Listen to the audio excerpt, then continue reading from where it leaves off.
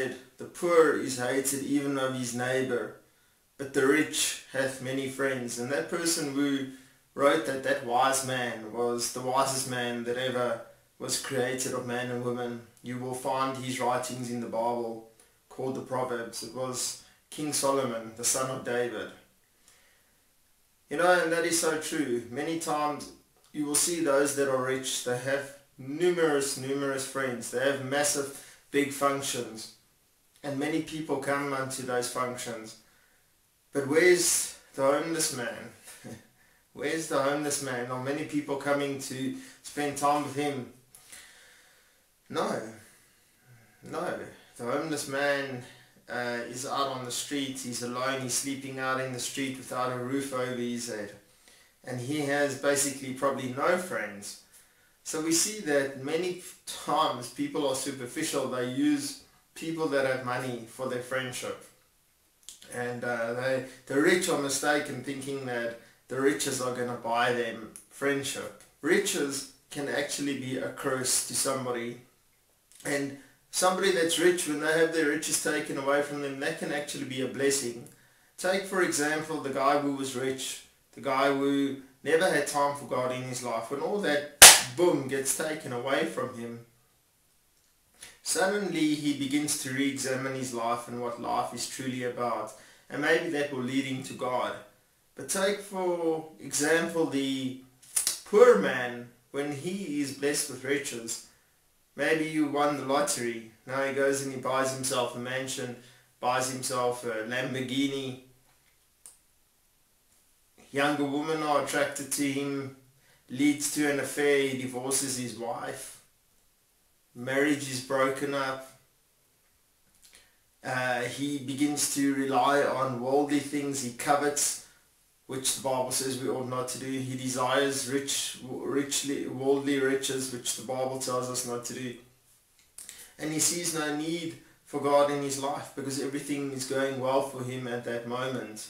So we see that riches, in fact, can be a total curse. So if somebody is blessed with riches, it might be of God, but be careful not to forget God. And that person who the riches is taken away from, be not bitter in your heart and curse God, because he's a God of all. Remember, it's the same God who blessed King David, who blessed Solomon in all of his splendor, who blessed Joseph when the world was starving and Joseph was made the right-hand man of the Pharaoh in Egypt, and all the world came unto him for food. It's the same God who was the God of Isaiah, the prophet, who was sawed in half. It's the same God of two fishermen that Jesus chose to be disciples, namely two brothers, Simon, whom he later named Peter, and Andrew. It's the same God of Paul, who spent most of his days shipwrecked and beaten and mocked and in jail and eventually beheaded in rags. That's why Paul said he knows how to be, he knows what riches are, he knows what it's like to be rich, and he knows what it's like to be poor.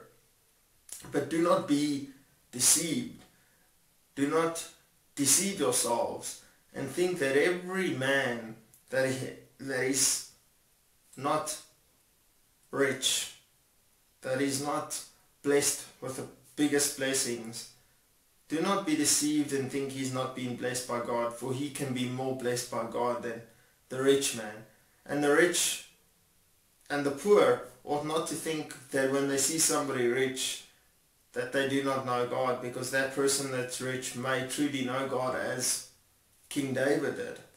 So we see that how God decides if he wants to bless somebody with riches and somebody else he wants to take the riches away from. Let them both rejoice and not forget God, for he's the same God. You know how Paul said in Philippians 4 verse 12 to 13, I know both how to be abased and I know how to abound.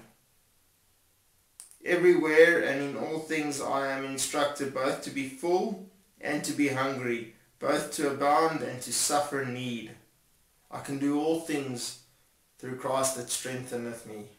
How dieth the wise man? Solomon said, even as the fool. May the Lord bless you all. Shalom. He leads me beside the still